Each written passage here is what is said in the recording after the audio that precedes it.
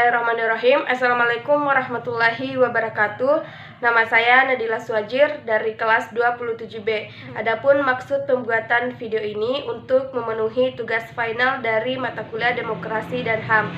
Adapun tema pada video kali ini adalah kebijakan ekonomi pemerintah pusat pada masa pandemi COVID-19 di Indonesia, seperti kartu prakerja, relaksasi pajak, pembayaran kredit kendaraan beroda 4, listrik, dan BLT. Nah, sebelum saya membahas terlalu jauh, yang pertama saya akan bahas adalah kartu prakerja. Nah, seperti apa konsep dari kartu prakerja? Konsep dari kartu prakerja tersebut adalah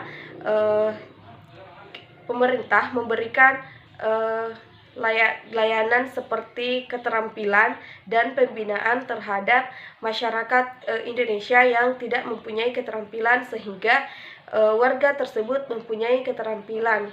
Nah, siapa dan apa dan kapan kartu prakerja ini ada?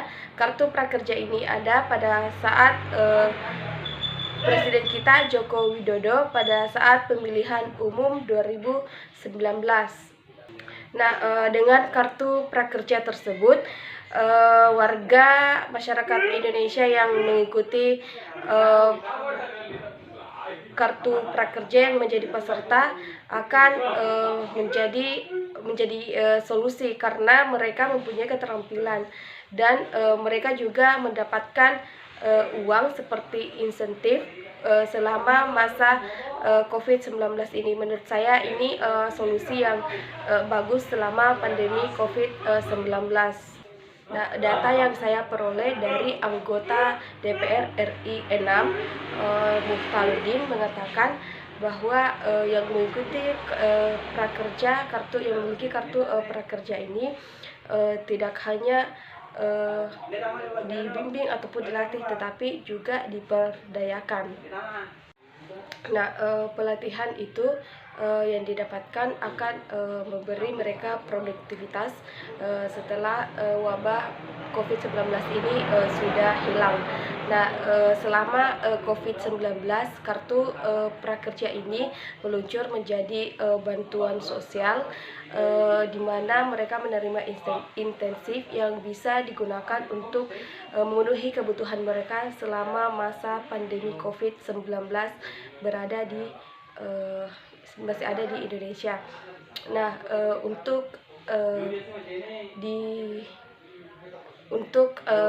selama masa COVID ini, pelatihan yang diberikan melalui pelatihan online. Sementara apabila COVID sudah tidak mewabah di Indonesia, akan dilaksanakan sesuai dengan yang ada, yaitu tidak online. Nah, jika sudah seperti itu, menurut saya ini sudah menjadi solusi di tengah pandemi COVID-19 tersebut. Nah, yang pertama adalah pajak. Apa konsep dari pajak tersebut? Nah, konsep dari pajak adalah kontribusi kepada negara yang terhitung utang secara pribadi yang bersifat memaksa berdasarkan undang-undang. Dan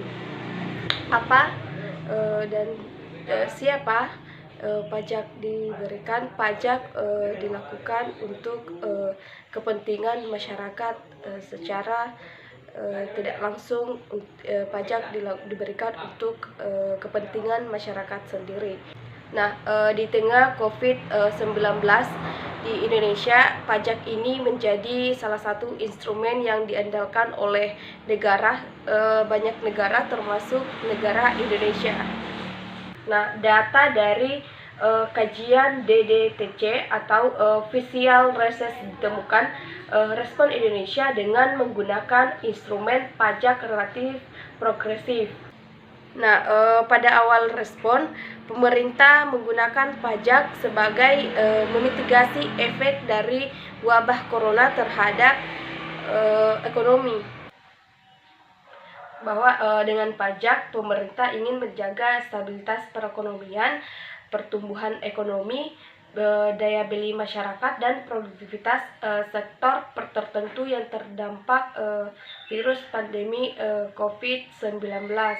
Nah, PMK nomor 23 tahun 2020 mewujudkan hal tersebut dengan memberikan sejumlah insentif yang diatur dalam Peraturan Menteri Keuangan PMK nomor 23 garing PMK nomor 23 2020 tentang insentif pajak untuk wajib pajak terdampak wabah virus corona belait yang ini pada 23 Maret 2020 ini berlaku mulai 1 April 2020. Nah, mengenai pengkreditan baik itu kendaraan roda 4, menurut saya di tengah-tengah pandemi COVID-19 ini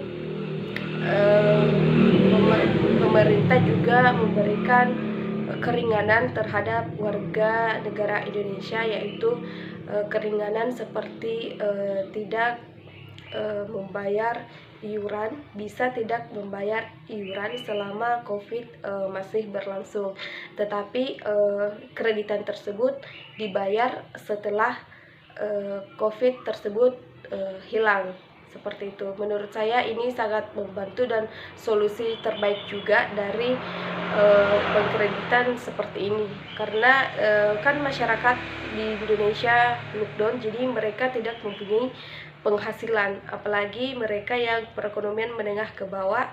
Ini akan sangat membantu tentunya. Mengenai pajak, data dari BFI Finance berhasil mencatat selama 2 bulan di 2020 berhasil mendapatkan 3 triliun.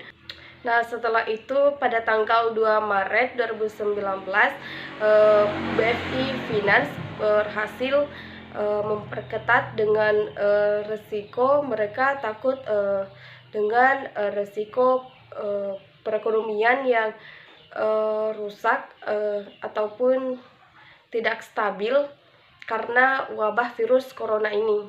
Nah, mengenai listrik di tengah pandemi COVID-19 ini, menurut saya ini juga solusi yang baik. Di tengah pandemi COVID-19, pemerintah memberikan keringanan terhadap tarif pembiayaan tagihan listrik, di mana lapisan perekonomian yang menengah ke bawah mendapat gratis pembiayaan tagihan listrik yang berstatus subsidi, di mana 400 volt mereka gratis, dan yang 900 volt hanya membayar 50% dari tagihannya, tetapi ini hanya berlaku untuk subsidi. Tapi menurut saya ini juga solusi yang baik di tengah pandemi COVID-19, di mana data yang saya peroleh mengenai listrik ini, di mana yang 450 volt ini ada sekitar 27 juta pengguna subsidi yang ber-450 volt, dan sedangkan yang 900 volt sekitar 7 juta warga Indonesia yang menggunakan 900 volt bersubsidi. Nah, jika dihitung semuanya sekitar 31 juta yang telah mendapat bantuan dari pemerintah dari listrik tersebut. Jadi konsep dari BLT ini adalah bantuan yang diberikan langsung maupun secara tunai yang diberikan kepada warga masyarakat Indonesia yang perekonomian rendah, baik bersyarat maupun tidak bersyarat. Nah, mungkin hanya itu yang sempat saya paparkan di video kali ini. Wabillahi taufiq wal hidayah. Wassalamualaikum warahmatullahi wabarakatuh.